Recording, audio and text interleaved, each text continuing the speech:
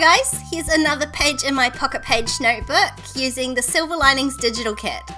Now I'm just starting with my photos, and I've printed two 3x4 photos onto one 4x6, and I'm just going through the papers to see which pattern I might want to put behind it, and I really liked this fallen pattern, which I've actually placed upside down. So I printed a second one, but then I wasn't super happy with the colour. Like, I wondered whether I could have different options and different papers. So I've experimented with printing some different colours onto some metallic papers, and of course I'm going to go with this pink one. I just think it really pulls in the tones nicely in the photo.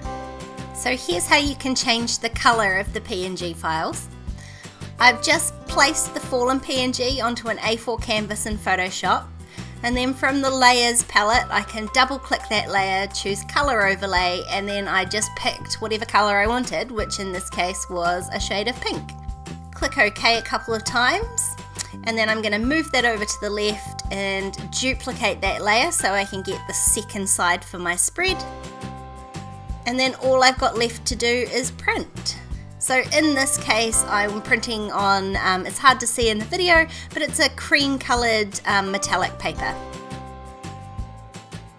So I'm just going to trim that down into two pieces so that it will fold over the edge. Now this is the middle page in my Pocket Page notebook, so there is no actual pocket page, it's just a spread, which works out perfectly for this. Now one thing I will say is, printing on metallic paper like this, I should have let it dry a little longer. You'll see it's stained my desktop. So it was still a little bit wet when I was working with this, because of course I had just printed it, and so then I smudged the ink with my hands as well. So I just rubbed my hands over it a little bit to sort of spread the pink out and make it look purposeful rather than smudged. And then I can do the same thing on the other side, except this time I put down a piece of scrap paper first. I did manage to get the staining off my desk, but it was just impatience. I should have waited till it was dry, but I really wanted to get this page done. So I'm just going to split my photo into the two 3x4s, and one's going to go on one side and one on the other, with just a little gap in the middle to cover that fold.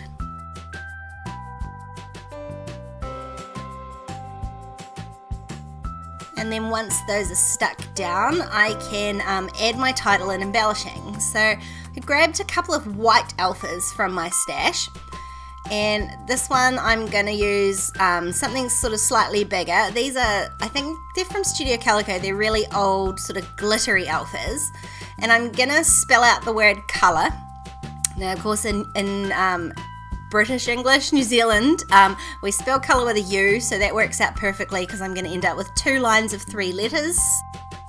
And I'm starting from the bottom so that I can make sure I've got enough room for that. So on the bottom line I started with the U in the middle to make sure it was spread out, and from the top I did it the opposite way, started from each side and then added the O into the middle. And then on top I'm adding these little alphas to spell out finally. Now again, this was more like luck than good planning. By the time I've spelled out finally, it's much bigger than I thought it was going to be, but it actually fits just perfectly inside the photo. So that's my title done. Now I'm just going to add some really simple embellishing. Because the page is pink, but my photo is predominantly blue, I want to pull out that blue a little bit more. So I'm going to use some of the blue elements for my embellishing. So I've grabbed a light blue label. I'm going to add one of the dark blue hearts and one of the little blue tiny phrases. And that's all I'm going to use for embellishing, so I'm just going to stick those down right where I had them, just at the bottom. Sort of draws the eye down from the title at the top there. And then I can just add my very small amount of journaling in.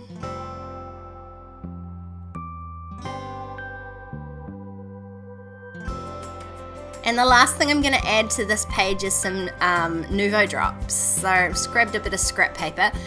And I'm going to start with the darkest colour, so I've picked out 3 pinks, and I'm just going to use the actual dots on the page as a guide sort of for where I'm going to put these Nuvo drops. So I'm just covering up 3 of the circles, and then I'm going to use those as the base for where my wee clusters of 3 are going to go. So they're not always on one of the dots, but it's close enough. And then just the third palest colour And then, as always with these Nuvo drops, I give the book a good bashing to try and flatten them out just a little bit. And then I can leave them to dry. It really is yet another advantage to a digital kit, being able to change the colour to perfectly match your photo. If you want to keep watching, there's a couple more videos on screen. Don't forget to subscribe to my channel if you haven't already, and I'll see you next time. Bye!